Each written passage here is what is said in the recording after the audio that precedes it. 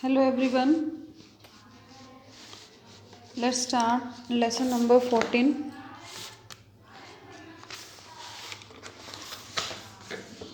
The cook and the peacock. The cock and the peacock. मुर्गा और मोर. Let's start. Long ago there lived a cook and a peacock. पहले की बात है, एक मुर्गा और एक मोर था, रहते थे. They were very close friends. वो बहुत क्लोज फ्रेंड्स थे. One day they bought a piece of land together.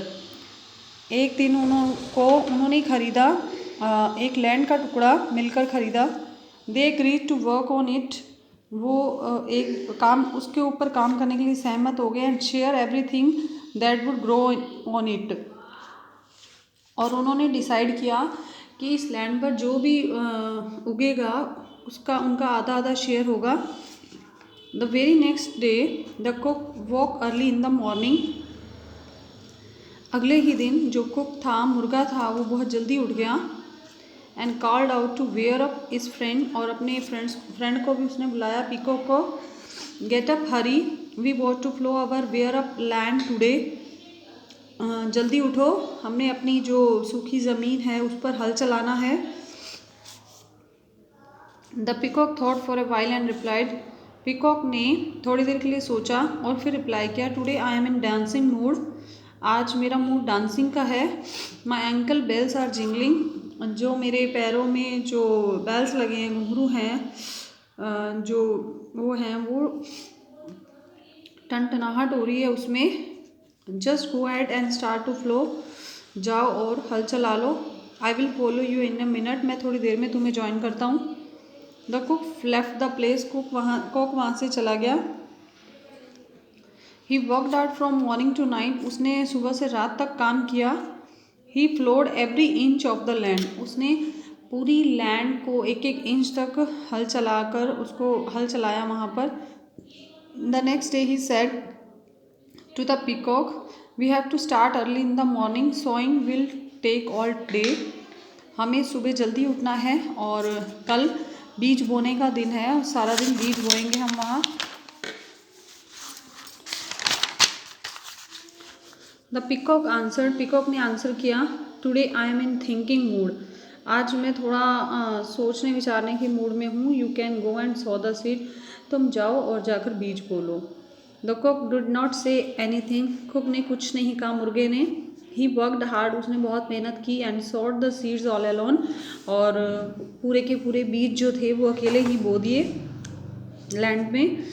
A few days pass. कुछ दिन बाद little green wheat plants began to sprout. छोटे छोटे ग्रीन कलर के प्लांट्स जो थे, स्प्राउट्स जो थे, वो निकलने लगे. And came out of the ground. और ग्राउंड पर आने लगे, दिखने लगे. We must water our land otherwise our plants will die. हमें अपने लैंड में पानी देना चाहिए, नहीं तो जो प्लांट्स आए हैं वो मर जाएंगे, मुरझा जाएंगे.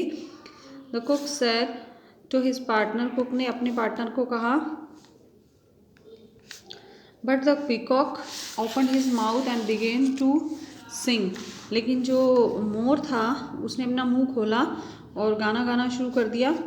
Today I am in singing mood. आज मेरा मूड गाना गाने का है. Watering land is not much work. पानी देना कोई ज़्यादा काम नहीं है. You will soon be home again. तुम जल्दी घर आ जाओगे ये करके. Now the wheat grew tall. अब जो गेहूँ था वो बड़ा हो गया. It was ready for cutting. अब कटिंग का टाइम आ गया था, वो कटने के लिए तैयार था. The cock said to his partner, now it's time for reaping. Let's go and cut our wheat. अब ये कटाई का समय है, चलो और गेहूँ काटते हैं. नाउ जो मोर था अब उसने क्या कहा, I am in playful mood. आज तो मैं खेलने के मूड में हूँ. I want some time for fun. मुझे कुछ टाइम खेलने के लिए, अपने मज़े के लिए, इंजॉय के लिए चाहिए. Reaping after all is not a tiresome work. Answer the peacock. कटाई after all is not a tiresome work. बहुत ज़्यादा थकान वाला काम नहीं है. Answer the peacock. पीकॉक ने कहा, after all is not a tiresome work. Answer the peacock.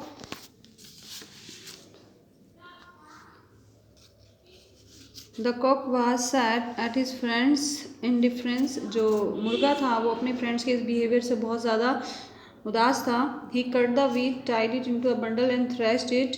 He was very tired. उसने गेहूँ काटा, उसको बंडल्स में बंधवाया, उसको थ्रेशिंग किया, अलग किया, उसका जो भूसा था, बहुत थक गया था। The peacock did not help at all. लेकिन मोर ने उसकी कोई हेल्प नहीं की थी। ही हैड सम एक्सक्यूज और द अदर। उसके पास तो कोई ना कोई कारण ही था काम ना करने का। The cook worked and finally had a huge heap of chaff and a much smaller heap of wheat। जो मुर्गा था उसने बहुत बहुत बहुत मेहनत की और फाइनली उसके पास एक बहुत बड़ा ढेर भूसे का इकट्ठा हो गया और एक छोटा ढेर गेहूं का हो गया जब उसको साफ किया गया। Now the peacock came tripping alone. जो पीकॉक था वो वहाँ पर आया। He said today I am in a working mood. आज तो मैं काम करने के मूड में हूँ।